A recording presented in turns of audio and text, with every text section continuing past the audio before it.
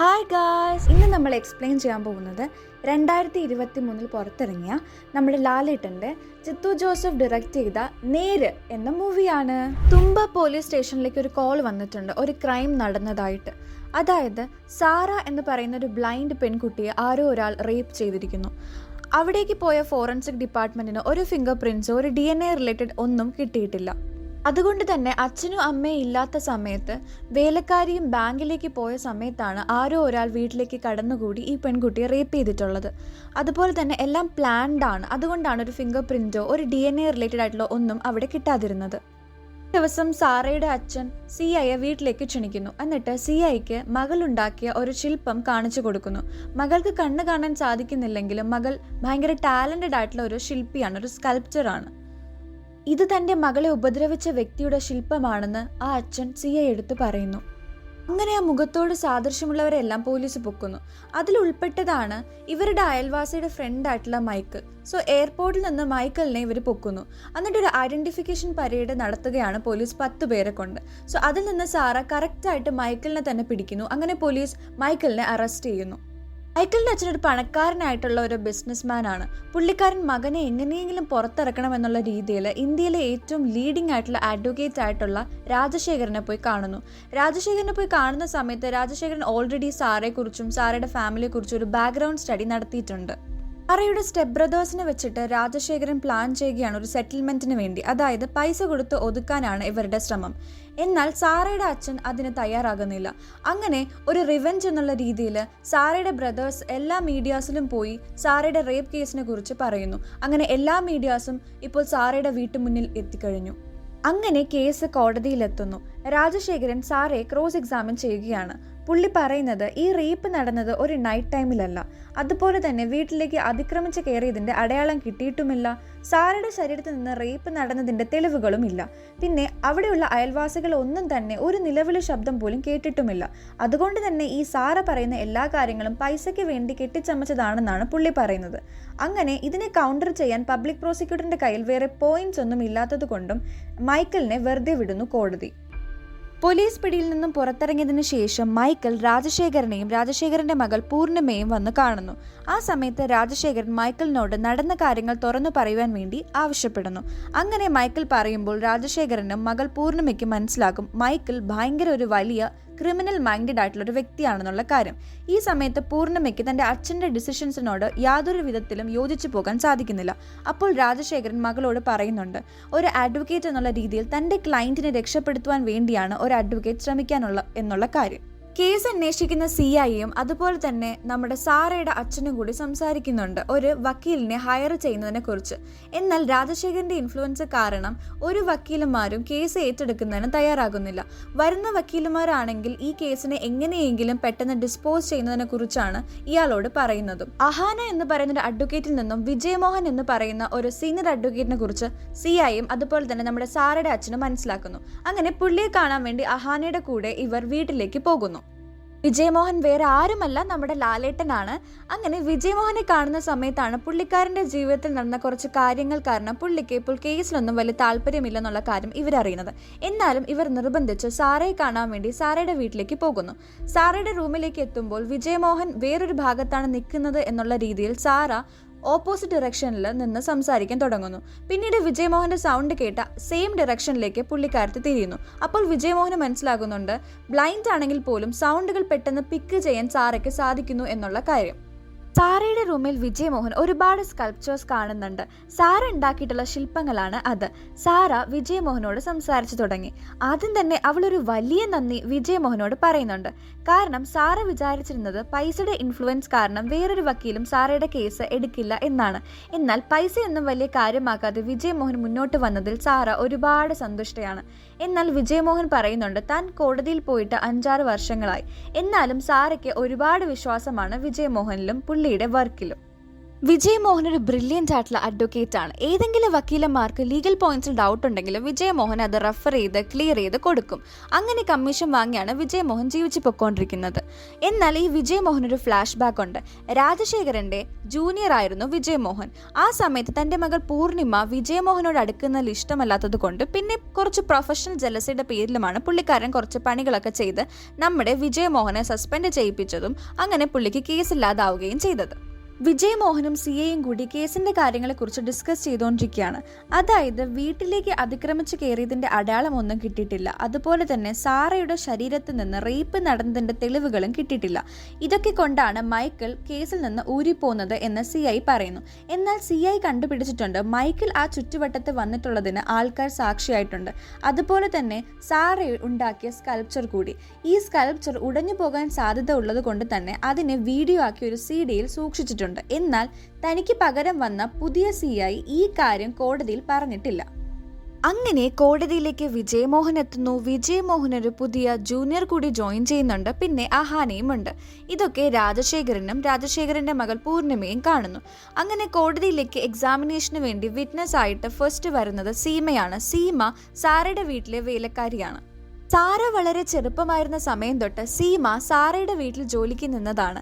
എന്നാൽ ഈ കുറ്റകൃത്യം നടന്ന ദിവസം സാറയുടെ അച്ഛനും അമ്മയും കല്യാണത്തിന് പോവുകയും സീമ 10:30 ബാങ്കിലേക്ക് പോവുകയും ചെയ്തു.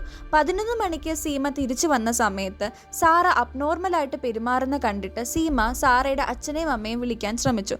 എന്നാൽ ഫോൺ എടുക്കാത്തത് കൊണ്ടും പേടിച്ചും സീമ അയൽവാസിയെടുത്ത് സംസാരിക്കുകയും അതിനുശേഷം സാറയുടെ അച്ഛനും അമ്മയും വീട്ടിലേക്ക് വരികയും പിന്നെ നമ്മൾ ഫസ്റ്റ് കണ്ട സീൻ നടക്കുകയും ചെയ്തു. ഇനി സീമയെ ക്രോസ് എക്സാമിൻ ചെയ്യുന്ന രാജശേഖരനാണ്. രാജശേഖരൻ സീമയോട് എന്തിനാണ് 10:30 ബാങ്കിലേക്ക് പോയത് എന്നുള്ള കാര്യം ചോദിക്കുന്നു. അപ്പോൾ സീമ പറയുന്നുണ്ട് താൻ ഒരു ലോണിന് അപേക്ഷിച്ചിരുന്നു എന്നും അത് സാങ്ഷൻ ആയതിനെ കുറിച്ച് സംസാരിക്കാൻ വേണ്ടി ബാങ്കിലേക്ക് പോയതാണെന്ന്. അതിന് റെക്കമെൻഡ് ചെയ്തത് സാറയുടെ അച്ഛനായിട്ടുള്ള മുഹമ്മദ് ആണ് എന്നുള്ള കാര്യം. പിന്നീട് രാജശേഖരൻ വീടിന്റെ കീയെ കുറിച്ച് ചോദിക്കുന്നു. അപ്പോൾ സീമ പറയുന്നുണ്ട് ഒരു കീ തൻ്റെ കയ്യിലും വേറൊരു കീ മുഹമ്മദിന്റെ കയ്യിൽ ആണെന്നുള്ള കാര്യം. പിന്നെ ബാക്ക് ഡോർ ഓപ്പൺ ആവാൻ കാരണം സാറ പറഞ്ഞിട്ടാണ് ബാക്ക് ഡോർ ഓപ്പൺ ചെയ്തത് എന്നും സീമ പറയുന്നു. സോ സാറ ഒറ്റയ്ക്കായിരുന്നു എന്നുള്ള കാര്യം സാറയുടെ അച്ഛനായിട്ടുള്ള മുഹമ്മദിന് അറിയാം എന്നാണ് രാജശേഖരൻ അവിടെ പറഞ്ഞു വെക്കുന്നത്. അതിനുശേഷം സാറയുടെ അമ്മയെ വിചാരണയ്ക്ക് ക്ഷണിക്കുന്നു. ആ സമയത്ത് നമുക്ക് മനസ്സിലാവുന്നത് കുറ്റകൃത്യം നടക്കുന്നതിന് തലേന്ന്, അതായത് 26 ഡിസംബറിന് സാറയുടെ അച്ഛനും അമ്മയും കൂടി മുറ്റത്ത് നിന്ന് സംസാരിച്ച് നിൽക്കുന്ന സമയത്ത് മൈക്കിൾ വീടന്വേഷിച്ച് അങ്ങോട്ടേക്ക് വരുന്നു. ആ സമയത്ത് ഇവർ ചർച്ച ചെയ്തുകൊണ്ടിരിക്കുന്ന കാര്യങ്ങൾ ഈ 2 കാര്യങ്ങളാണ്. അതായത് 10:30 ഇവർ കല്യാണത്തിന് പോകും എന്നും അതുപോലെ തന്നെ സീമ 10:30 ബാങ്കിലേക്ക് ലോണിനെ കുറിച്ച് സംസാരിക്കാൻ പോകും എന്നുള്ള കാര്യം. അങ്ങനെയാണ് മൈക്കിൾ അറിയുന്നതെന്നും ഇവർ പറയുന്നു. സാറയുടെ അമ്മയുടെ 2ാം വിവാഹത്തെക്കുറിച്ചാണ് രാജശേഖരൻ കോടതിയിൽ പറയുന്നത്. അതായത് ഭർത്താവ് മരിച്ച് കുറച്ച് വർഷങ്ങൾക്കുള്ളിൽ തന്നെ പണത്തിന് വേണ്ടി വേറൊരു വിവാഹിതനായിട്ടുള്ള വ്യക്തിയെ കല്യാണം കഴിക്കുകയും അയാളുടെ കുടുംബജീവിതം തകർക്കുകയും ചെയ്യുന്നു. പിന്നീട് ഇതേ പണമോഹം കൊണ്ടാണ് ഇപ്പോൾ തൻ്റെ മകൾ റേപ്പ് ചെയ്യപ്പെട്ടു എന്നുള്ള രീതിയിൽ ഫോൾസ് അക്യൂസേഷൻ നടത്തുന്നത് എന്നാണ് രാജശേഖരൻ കോടതിയിൽ പറഞ്ഞു വെച്ചത്. അടുത്തതായി സാറയുടെ 2ാം അച്ഛനായിട്ടുള്ള മുഹമ്മദിനെ വിചാരണയ്ക്ക് ക്ഷണിക്കുന്നു രാജശേഖരൻ. ഇപ്പോൾ എല്ലാ കാര്യങ്ങളും, അതായത് 10:30 കല്യാണത്തിന് പോയ കാര്യവും അതുപോലെ തന്നെ താക്കോൽ മുഹമ്മദിന്റെ കയ്യിലായിരുന്നു എന്നുള്ള കാര്യവും അതുപോലെ തന്നെ ബാക്ക് ഡോർ ഓപ്പൺ ആയിട്ടുള്ള കാര്യം മുഹമ്മദിന് അറിയാമെന്നുള്ള കാര്യമൊക്കെ വെച്ചിട്ട് മുഹമ്മദിനെയാണ് രാജശേഖരൻ ആരോപിക്കുന്നത്. കണ്ണ് കാണാത്ത സാറയെ റേപ്പ് ചെയ്തത് വേറെ ആരുമല്ല മുഹമ്മദാണ് എന്നാണ് രാജശേഖരൻ കോടതിയിൽ പറയുന്നത്. വളരെ ചെറുപ്പം തൊട്ട് തന്നെ ബ്ലഡ് വെസലിന്റെ തകരാറ് കാരണം തനിക്ക് കാഴ്ച നഷ്ടപ്പെട്ടു എന്ന് സാറ പറയുന്നു. എന്നാൽ ആ സമയത്ത് താൻ സ്കൾപ്ചറിങ് പഠിച്ചുകൊണ്ടിരിക്കുകയാണ് മുഹമ്മദിന്റെ കയ്യിൽ നിന്നും. വിചാരണ സമയത്ത് അന്ന് എന്താണ് സംഭവിച്ചത് എന്ന് സാറ തുറന്നു പറയുന്നു. അന്ന് അച്ഛനും അമ്മയും കല്യാണത്തിന് പോയപ്പോഴും സീമ ബാങ്കിലേക്ക് പോയ സമയത്ത് താൻ കുളിക്കാൻ കയറുകയും കുളിച്ച് തിരിച്ചു വന്ന സമയത്ത് ഏതോ ഒരു വ്യക്തി തന്നെ ഉപദ്രവിക്കാൻ ശ്രമിക്കുകയും ചെയ്തു. എന്നാൽ ബഹളം വെച്ചാൽ തന്നെ കൊന്നുകളയും എന്നുള്ള ഭീഷണി പേടിച്ചാണ് താൻ നിസ്സഹായമായി പോയതെന്ന് സാറ ഒരുപാട് വിഷമത്തോടു കൂടി കോടതിയിൽ പറയുന്നു. തനിക്കൊരു ഒബ്ജക്റ്റിനെ ടച്ച് ചെയ്താൽ അതിൻ്റെ ശില്പമുണ്ടാക്കാൻ പറ്റുമെന്ന് സാറ പറയുന്നു. അതുകൊണ്ടാണ് തന്നെ അന്ന് ആക്രമിച്ച വ്യക്തിയുടെ സ്കൾപ്ചർ ഉണ്ടാക്കാൻ സാധിച്ചത്. എന്നാൽ രാജശേഖരൻ ഇതിനെ കൗണ്ടർ ചെയ്യുന്നു. അതായത് സാറ കൺസെന്റ് കൊടുത്തിട്ടാണ് മൈക്കിൾ റേപ്പ് ചെയ്തതെന്നും അതുകൊണ്ട് തന്നെ കൺസെന്റ് ഉള്ളത് കൊണ്ട് റേപ്പ് അല്ല എന്നും രാജശേഖരൻ കോടതിയിൽ പറയുന്നു. എന്നാൽ സാറ പറയുന്നുണ്ട് താൻ വേണ്ട വേണ്ട എന്ന വ്യക്തി എടുത്ത് വ്യക്തമായി പറഞ്ഞിരുന്നു എന്ന്. സോ അതുകൊണ്ട് തന്നെ ഇത് ഒരിക്കലും കൺസെന്റ് കൊടുത്തിട്ടുള്ള ഒരു കാര്യമല്ല, ഫോഴ്സ്ഫുൾ ആയിട്ടാണ് തന്നെ റേപ്പ് ചെയ്തത് എന്ന് സാറ കോടതിയിൽ പറയുന്നു. അടുത്തതായിട്ട് സാറയുടെ അയൽവാസിയും മൈക്കിളിന്റെ ഫ്രണ്ടുമായിട്ടുള്ള വ്യക്തിയാണ് വിചാരണ ചെയ്യുന്നത്. എന്നാൽ രാജശേഖരന്റെ ഇൻഫ്ലുവൻസ് കാരണം കൺഫ്യൂസ് ആയ ഈ വ്യക്തി കോടതിയിൽ അന്നത്തെ ദിവസം, അതായത് കുറ്റകൃത്യം നടന്ന ദിവസം മൈക്കിൾ അങ്ങോട്ടേക്ക് വന്നിട്ടില്ല എന്നാണ് കോടതിയിൽ മൊഴി പറയുന്നത്. ഈ സമയത്താണ് മൈക്കിൾ ഒരു റേപ്പ് കേസ് പ്രതിയാണെന്നുള്ള കാര്യം സോഷ്യൽ മീഡിയ മൊത്തം ട്രെൻഡിങ് ആവുന്നതും മൈക്കിളിന്റെ കല്യാണം കഴിക്കാൻ പോകുന്ന പെൺകുട്ടി ഇത് അറിയുന്നതും കല്യാണം മുടങ്ങിപ്പോവുകയും ചെയ്യുന്നത്. അങ്ങനെ ഈ ദേഷ്യത്തിൽ മൈക്കിൾ നമ്മുടെ സാറയുടെ വീട്ടിൽ വന്നിട്ട് വലിയ പ്രശ്നങ്ങളാണ് ഉണ്ടാക്കുന്നത്. സാറെ കൊന്നുകളയും എന്നുള്ള രീതിയിൽ ഭീഷണിപ്പെടുത്തുകയും ചെയ്യുന്നു. സോ ഇന്റർവെല്ലിന് ശേഷം നമ്മൾ പിന്നെയും കോർട്ട് റൂമാണ് കാണുന്നത്. സോ ഇത്തവണ രാജശേഖരന് പകരം കോടതിയിൽ ഹാജരാകുന്നത് രാജശേഖരന്റെ മകളായിട്ടുള്ള പൂർണിമയാണ്.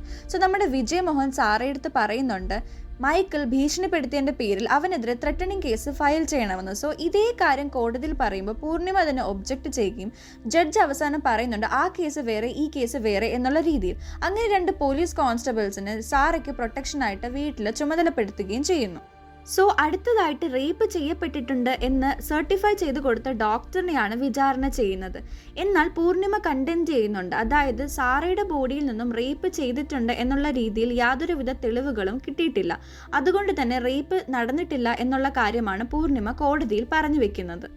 അടുത്തതായിട്ട് CIA ആണ് ക്രോസ് ചെയ്യാനായിട്ട് വിളിച്ചിട്ടുള്ളത്. സോ ആ സമയത്ത് നമുക്ക് മനസ്സിലാവും പുള്ളിക്കാരൻ ഒരു സ്കൾപ്ചറിൻ്റെ കാര്യം CD കൊടുത്തിട്ടുള്ളത്. എന്നാൽ ആ CD കോടതിയിൽ ഇതുവരെ എത്തിയിട്ടില്ല. അത് എന്താണെന്ന് ചോദിക്കുമ്പോൾ പുതിയ സ്ഥലം മാറി വന്ന CIക്ക് അത് താൻ ഹാൻഡ് ഓവർ ചെയ്തിട്ടുണ്ട്, എന്നാൽ ആ പുള്ളിക്കാരൻ്റെ കയ്യിൽ നിന്നും അത് മിസ്സായി എന്നുള്ള കാര്യം പഴയ CI കോടതിക്ക് മുമ്പായി പറയുന്നുണ്ട്. CIA പൂർണിമ വിചാരണ ചെയ്യുന്നുണ്ട്.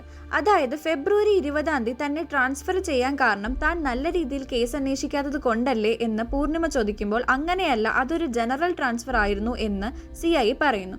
പിന്നീട് പൂർണിമ ചോദിക്കുന്നുണ്ട് സാറ റേപ്പ് ചെയ്യപ്പെട്ടു എന്ന് തന്നെ ഇൻഫോം ചെയ്തത് സാറയുടെ അച്ഛനായിട്ടുള്ള മുഹമ്മദ് അല്ലേ എന്ന്. അതിന് യെസ് എന്ന് CI പറയുന്നു. പിന്നീട് ചോദിക്കുന്നുണ്ട് സാറ സ്കൾപ്ചർ ഉണ്ടാക്കിയിട്ട് ഉണ്ട് എന്ന് ഇൻഫോം ചെയ്തതും സാറയുടെ അച്ഛനായിട്ടുള്ള മുഹമ്മദ് അല്ലേ എന്ന്. അതിനും അതേ എന്ന് CI പറയുന്നു. ആ ശില്പം സാറയെ റേപ്പ് ചെയ്ത വ്യക്തിയുടെ മുഖമുള്ളതാണ് എന്ന് CI ഇൻഫോം ചെയ്തത് സാറയുടെ അച്ഛനല്ലേ എന്ന് ചോദിക്കുമ്പോഴും CI അതെ എന്ന് മറുപടി പറയുന്നു. സോ സാറയുടെ അച്ഛനൊരു സ്കൾപ്ചർ ആർട്ടിസ്റ്റ് ആണ് എന്നുള്ള കാര്യം തനിക്ക് അറിയാമോ എന്നുള്ളതിനും CI യെസ് എന്ന് മറുപടി പറയുന്നു. സോ എല്ലായിടത്തും പ്രസന്റ് ആയിട്ടുള്ള മുഹമ്മദ് എന്തുകൊണ്ട് കേസ് കെട്ടിച്ചമച്ചൂടാ എന്നുള്ള കാര്യം പൂർണിമ കോടതിക്ക് മുമ്പായിട്ട് ചോദിക്കുന്നുണ്ട്. അതിനുശേഷം പുതിയ CIയെ വിസ്തരിക്കുകയും ചെയ്യുന്നുണ്ട്.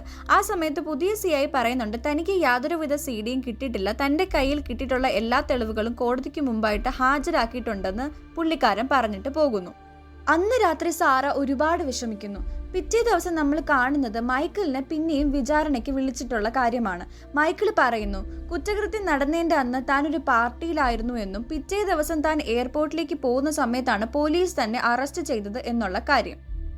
സോ മൈക്കിൾ പോയി എന്ന് പറയുന്ന സമയത്ത് സെൽഫോൺ ലൊക്കേഷൻ കറക്റ്റായിട്ട് ആക്യുറേറ്റ് ടൈം സോൺ വരെ മാച്ച് ചെയ്യുന്നുണ്ട്. സോ അതുകൊണ്ട് തന്നെ യാതൊരുവിധ ഫ്ലോ കണ്ടുപിടിക്കാനും നമ്മുടെ ജയമോഹന് സാധിക്കുന്നില്ല. എന്നാൽ ഇവർ പോയി എന്ന് പറയുന്ന റെസ്റ്റോറൻറ്റിൽ CCTV ചെക്ക് ചെയ്യാൻ ഇവർക്ക് സാധിക്കുന്നില്ല. കാരണം ഹാർഡ് ഡിസ്ക് കറപ്റ്റായി പോയി എന്ന് റിസപ്ഷനിസ്റ്റ് പറയുന്നു. എന്നാൽ ആ ഹാർഡ് ഡിസ്ക് റിക്കവർ ചെയ്യാൻ അഹാന ട്രൈ ചെയ്യുകയും അവസാനം ഹാർഡ് ഡിസ്ക് റിക്കവർ ചെയ്ത് നോക്കുമ്പോൾ ആ വീഡിയോയിൽ മൈക്കിൾ ഫുഡ് കഴിക്കുന്ന വീഡിയോ കറക്റ്റായിട്ട് ഉണ്ട്. സോ ഇവർ പ്രസന്റ് ചെയ്ത എവിഡൻസ് ഇവർക്കെതിരായിട്ട് തന്നെയാണ് വന്നിട്ടുള്ളത്. സോ ഇതിൽ ദേഷ്യം വരുന്ന ജയമോഹൻ അഹാനെ എടുത്ത് ദേഷ്യപ്പെടുന്നുണ്ട്. സോ ഈ റെസ്റ്റോറൻറ്റ് മാനേജറിനെ ഭീഷണിപ്പെടുത്തി ഒറിജിനൽ വീഡിയോ നമ്മുടെ നായകൻ സ്വന്തമാക്കുന്നു. അതിനുശേഷം അത് അനലൈസ് ചെയ്യുന്ന സമയത്ത് വീഡിയോ മാനിപ്പുലേറ്റഡ് ആണെന്ന് കോടതിയിൽ തെളിയുന്നു. എന്നാൽ രാജശേഖരൻ കുറ്റം മാനേജറിൻ്റെതാണെന്നുള്ള രീതിയിൽ ട്വിസ്റ്റ് ചെയ്ത് പുള്ളിക്കാരനെ കുറ്റവാളിയാക്കുന്നു. രാജശേഖരൻ കോടതിയെ തെറ്റിദ്ധരിപ്പിക്കാൻ ശ്രമിച്ചതിൻ്റെ പേരിൽ രാജശേഖരനെതിരെ കേസ് ഉണ്ടാവുന്നു. സോ അങ്ങനെ രാജശേഖരന് പകരം പൂർണിമ കേസ് ഏറ്റെടുക്കുന്നു. മൈക്കിൾ കുറ്റകൃത്യം നടന്ന സമയത്ത് ട്രാവൽ ചെയ്തുകൊണ്ടിരിക്കുകയാണെന്ന് തെളിയിക്കാൻ വേണ്ടി കാറിൻ്റെ CCTVയും അതുപോലെ തന്നെ സിം ലൊക്കേഷനും കൂടി ട്രേസ് ചെയ്യുന്നു. സോ ആ സമയത്ത് രണ്ടും എക്സാക്റ്റ് ആയിട്ട് മാച്ച് ചെയ്യുന്നുണ്ട്. സോ അതുകൊണ്ട് തന്നെ മൈക്കിൾ ട്രാവലിംഗ് ആണ് എന്ന് പൂർണിമ കോടതിയിൽ പറയുന്നു. മൈക്കിളിന്റെ ഡ്രൈവറായിട്ടുള്ള റോബിനെ വിചാരണ ചെയ്യാൻ വേണ്ടി വിജയ് മോഹൻ തയ്യാറാവുകയാണ്. ആ സമയത്ത് പൂർണിമ അതിനെ എതിർക്കുന്നു. കാരണം ഒരു വ്യക്തിയെ വിചാരണ ചെയ്യുന്നതിന് മുമ്പ് കോടതിയെ അറിയിക്കേണ്ടത് ഒരു പ്രൊസീജിയറാണ്. എന്നാൽ അങ്ങനെ റോബിനെ വിചാരണ ചെയ്യും എന്നുള്ള കാര്യം അറിയിച്ചിട്ടില്ല. എന്നാൽ ഇതിനെ വിജയ് മോഹൻ എതിർക്കുന്നു. കാരണം ഒരു പ്രധാനപ്പെട്ട വ്യക്തിയെ വിചാരണ ചെയ്യുന്ന സമയത്ത് കോടതിയുടെ പെർമിഷൻ അങ്ങനെ വാങ്ങിക്കേണ്ട ആവശ്യമില്ല. ഈ സമയത്താണ് നമ്മളൊരു കാര്യം അറിയുന്നത്. മൈക്കിൾ ട്രാവൽ ചെയ്തിട്ടുണ്ടെന്ന് പറയുന്ന സമയത്ത് മൈക്കിളിൻ്റെ ഡ്രൈവറായിട്ടുള്ള റോബിൻ്റെ സെൽഫോൺ ലൊക്കേഷനും ടൈമും ഒക്കെ കറക്റ്റായിട്ട് മാച്ച് ചെയ്യുന്നുണ്ട്. സോ മൈക്കിളിന് പകരം റോബിനാണ് ട്രാവൽ ചെയ്തത് എന്നുള്ള കാര്യം ജയ്മോഹൻ കോടതിയിൽ പറയുന്നു. എന്നാൽ ഇതിനെ പൂർണിമ എതിർക്കുന്നു. പൂർണിമ പല ചോദ്യങ്ങളും റോബിനോട് ചോദിച്ച ശേഷം അവസാനം കോടതിക്ക് മുമ്പായി പറയുന്നുണ്ട് റോബിന് ചെറുതായിട്ട് മറവി ഉണ്ടെന്ന്. സോ മറവി ഉള്ള ഒരു വ്യക്തിയുടെ മൊഴി നമുക്ക് കണക്കിലെടുക്കാൻ പറ്റില്ല എന്നുള്ള രീതിയിലാണ് പൂർണിമ കോടതിയിൽ പറയുന്നത്. സോ അതുകൊണ്ട് തന്നെ മറന്നിട്ട് റോബിൻ മൈക്കിളിൻ്റെ കാറിൽ ഫോൺ വെച്ചിട്ട് പോയതാണെന്ന് പൂർണിമ പറയുന്നു. സോ ഇങ്ങനെ പോകുന്ന സമയത്താണ് CI പറയുന്നത് നമ്മൾ എന്ത് പറഞ്ഞാലും ഇവർ അതിനെ കറക്റ്റായിട്ട് ട്വിസ്റ്റ് ചെയ്ത് നമുക്കെതിരെ തിരിക്കുന്നുണ്ട്. സോ ഇത് മനസ്സിലാക്കിയിട്ട് നമ്മുടെ വിജയമോഹൻ പറയുന്നുണ്ട് എൻ്റെ ഒറിജിനൽ പ്ലാൻ ഇതൊന്നുമല്ല, നിങ്ങൾ വെയിറ്റ് ചെയ്ത് കണ്ടോളൂ ഞാൻ എന്താണ് ചെയ്യാൻ പോകുന്നതെന്ന്. സോ അന്ന് രാത്രി തന്നെ വിജയമോഹൻ ഈ മൈക്കിൾ പോയിട്ടുണ്ടെന്ന് പറയുന്ന റൂട്ടിലെ CCTV എല്ലാം കറക്റ്റായിട്ട് റിവൈൻഡ് ചെയ്ത് കാണുന്നുണ്ട്. എന്നിട്ട് അഹാനെ എടുത്തൊരു കാര്യവും പറയുന്നുണ്ട്. മൈക്കിൾ ഒന്ന് പാർട്ടി ചെയ്തിട്ടുണ്ടെന്ന് പറയുന്ന സ്ഥലത്ത് 4 ഫ്രണ്ട്സാണ് ഉണ്ടായിരുന്നത്. സോ 4 ഫ്രണ്ട്സിനെ വിചാരണ ചെയ്യാൻ വേണ്ടി വിജയമോഹൻ കോടതിക്ക് മുമ്പായിട്ട് അപേക്ഷിക്കുന്നു. സോ ആ സമയത്ത് ഇവർ വരികയും ഇവരെ ആദ്യം പൂർണിമയ്ക്ക് വിചാരണ ചെയ്യാൻ ജയ്മോഹൻ അനുവദിക്കുകയും ചെയ്യുന്നു. അതിനുശേഷം ഓരോ ഫ്രണ്ട്സിനെയും സെപ്പറേറ്റ് ആയിട്ട് വിളിച്ച് ചോദ്യങ്ങൾ ചോദിക്കുന്നു. സോ ഇവരെടുത്ത് അന്ന് മൈക്കിൾ ധരിച്ചിരുന്നത് ഏത് ഡ്രസ്സാണ് എന്നുള്ള കാര്യം ചോദിക്കുന്നു. സോ ഇവർ 4 പേരും 4 കാര്യങ്ങളാണ് പറയുന്നത്. സോ ഇതിൽ നിന്ന് വിജയമോഹൻ ഒരു കൺക്ലൂഷൻ ഉണ്ടാക്കിയിട്ട് കോടതിക്ക് മുമ്പായി പറയുന്നുണ്ട് ഇവർ 4 പേരും അന്ന് മൈക്കിളിനെ കണ്ടിരുന്നില്ല, അതുകൊണ്ടാണ് ഇവർ 4 പേരും 4 കാര്യങ്ങൾ കോടതിക്ക് മുമ്പായി പറയുന്നത് കൺഫ്യൂഷൻ ഉണ്ടാക്കുന്നതും എന്നുള്ള കാര്യം വിജയമോഹൻ പറഞ്ഞു വെക്കുന്നു. അഹാന ഒരു പെൻഡ്രൈവും കൊണ്ടുവരുന്നുണ്ട്. അതായത് മൈക്കിൾ ഓട്ടിച്ചു പോയി എന്ന് പറയുന്ന റൂട്ടിലെ ഒരു CCTVയിൽ ക്ലിയർ ആയിട്ട് കാണാം റോബിനാണ് അന്ന് മൈക്കിളിന് പകരം വണ്ടി ഓട്ടിച്ചിരുന്നു എന്നുള്ളത്. സോ ഇത് ജയ്മോഹൻ ഒരു എവിഡൻസ് ആയിട്ട് പ്രസന്റ് ചെയ്യുന്നുണ്ട്. സോ അങ്ങനെ കോടതി ഫൈനൽ ഹിയറിംഗ് പിറ്റേ ദിവസത്തേക്ക് മാറ്റിവെക്കുന്നു. സോ അങ്ങനെ വിജയമോഹൻ എന്താണ് ശരിക്കും നടന്നത് എന്ന് എല്ലാവരുടെ പറയുന്നു. കുറ്റകൃത്യം നടക്കുന്നതിൻ്റെ തലേന്ന് ഫ്രണ്ടിൻ്റെ അഡ്രസ്സ് ചോദിക്കാൻ വേണ്ടി മൈക്കിൾ സാറയുടെ വീട്ടിലേക്ക് വരുന്നു. ആ സമയത്ത് കണ്ണ് കാണാത്ത സാറയെ കാണുകയും ഇഷ്ടപ്പെടുകയും ചെയ്യുന്നു. പിന്നീട് 25-ാം തീയതി സാറയുടെ അച്ഛനും അമ്മയും കല്യാണത്തിന് പോകുമെന്ന് മനസ്സിലാക്കുന്നു. 10:30 സമയത്ത് വേറൊരു പ്ലാൻ ഫിക്സ് ചെയ്യുന്നു. റോബിൻ്റെ അടുത്ത് വണ്ടി കൊടുത്തിട്ട് റോബിൻ്റെ അടുത്ത് ഈ റൂട്ടിലൂടെ വണ്ടി ഓടിച്ചു പോകാനും തനിക്ക് അലിബൈ ഉണ്ടാക്കാനും പറയുന്നു. സോ അങ്ങനെ ഇയാൾ കുറ്റകൃത്യം ചെയ്യുന്നത് എന്ന് വിജയമോഹൻ എല്ലാവരുടെ പറയുന്നു. വിജയമോഹൻ കോടതിക്ക് മുമ്പായി പറയുന്നുണ്ട് ഇത് ആദ്യത്തെ തവണയൊന്നുമല്ല മൈക്കിൾ ഇങ്ങനെയുള്ള ഒരു കേസിൽ ആരോപിക്കപ്പെടുന്നത്. വേറൊരു സ്റ്റേറ്റിൽ വേറൊരു പെൺകുട്ടിയെ റേപ്പ് ചെയ്തതിന് ഒരു പ്രതിയായിട്ട് നിന്നിട്ടുണ്ട് മൈക്കിൾ. എന്നാൽ അവിടെയും തെളിവുകളില്ല എന്നുള്ള രീതിയിൽ മൈക്കിൾ രക്ഷപ്പെടുന്നു. സോ ഇത് പുള്ളിക്കാരൻ റിപ്പീറ്റ് ചെയ്ത് വരുന്നു എന്നുള്ള കാര്യം വിജയമോഹൻ കോടതിക്ക് മുമ്പായി പറയുന്നുണ്ട്. സാറ തന്നെ റേപ്പ് ചെയ്തിട്ടുള്ള മൈക്കിളിന്റെ മുഖം തന്നെയാണ് സ്കൾപ്ചർ ചെയ്തിട്ടുള്ളത് എന്നുള്ള കാര്യം വിജയമോഹൻ പറയുന്നു. ഇത് ടെസ്റ്റ് ചെയ്യാൻ വേണ്ടി കോടതി തീരുമാനിക്കുന്നു. അതിനുവേണ്ടി ഒരു വ്യക്തിയെ തിരഞ്ഞെടുക്കുന്നു. എന്നാൽ പൂർണിമ പറയുന്നു രാജശേഖരന്റെ പേര്. സോ രാജശേഖരന്റെ മുഖമാണ് നമ്മുടെ സാറ സ്കൾപ്ചർ ചെയ്യാൻ പോകുന്നത്. അത് സാറയ്ക്ക് അറിയില്ല. സോ രാജശേഖരന്റെ മുഖം ശില്പം ചെയ്യുന്ന സമയത്ത് രാജശേഖരൻ നമ്മുടെ സാറയെ ഡിസ്ട്രാക്ട് ചെയ്യാൻ പല രീതിയിലും ശ്രമിക്കുന്നു. ഇമോഷണലി ബ്ലാക്ക്മെയിൽ ചെയ്യുന്നു. പക്ഷെ ഫോക്കസ് കിട്ടാതിരുന്നിട്ട് പോലും സാറ കറക്റ്റായിട്ട് രാജശേഖരന്റെ മുഖം സ്കൾപ്ചർ ചെയ്യുകയും കോടതിക്ക് മനസ്സിലാകുന്നു സാറയ്ക്ക് ടച്ച് ചെയ്താൽ ഒരു ഒബ്ജക്റ്റിനെ സ്കൾപ്ചർ ചെയ്യാൻ പറ്റുമെന്നുള്ള കാര്യം. സോ മൈക്കിൾ തന്നെയാണ് പ്രതി എന്നുള്ള കാര്യം കോടതിക്ക് മനസ്സിലാവുകയും കോടതി മൈക്കിളിന് ലൈഫ് ടേം ഇംപ്രിസൺമെന്റും 2 ലക്ഷം രൂപ പിഴയും വിധിക്കുന്നു. കോടതി വിധി വന്ന കേസ് വിജയിച്ചതിന് ശേഷം സാറ വിജയമോഹനോട് ഒരുപാട് നന്ദി പറയുന്നു. വിജയമോഹന്റെ മുഖം തൊട്ടു നോക്കുന്നുമുണ്ട്. അതിനുശേഷം മീഡിയാസിന്റെ മുമ്പിലേക്ക് ഇറങ്ങുമ്പോൾ ഫേസ് കവറിങ് എടുത്തു മാറ്റി കോൺഫിഡൻസോട് കൂടി തന്നെ സാറ നടന്നു പോകുന്നു. അതിനുശേഷം നമ്മുടെ വിജയമോഹനെ കാണിക്കുന്നുണ്ട്. ആരെടുത്തും ഒന്നും സംസാരിക്കാതെ പുള്ളിക്കാരന് നടന്നു പോകുന്നുണ്ട്. സോ ഇവിടെ നമ്മുടെ മൂവി എൻഡ് ആയിരിക്കുകയാണ്. സോ നിങ്ങൾക്ക് വീഡിയോ ഇഷ്ടപ്പെട്ടെങ്കിൽ നിങ്ങൾ കമൻറ്റ് ചെയ്യുക, ലൈക്ക് ചെയ്യുക, ഷെയർ ചെയ്യുക, നമ്മുടെ ചാനൽ സബ്സ്ക്രൈബ് ചെയ്യുക.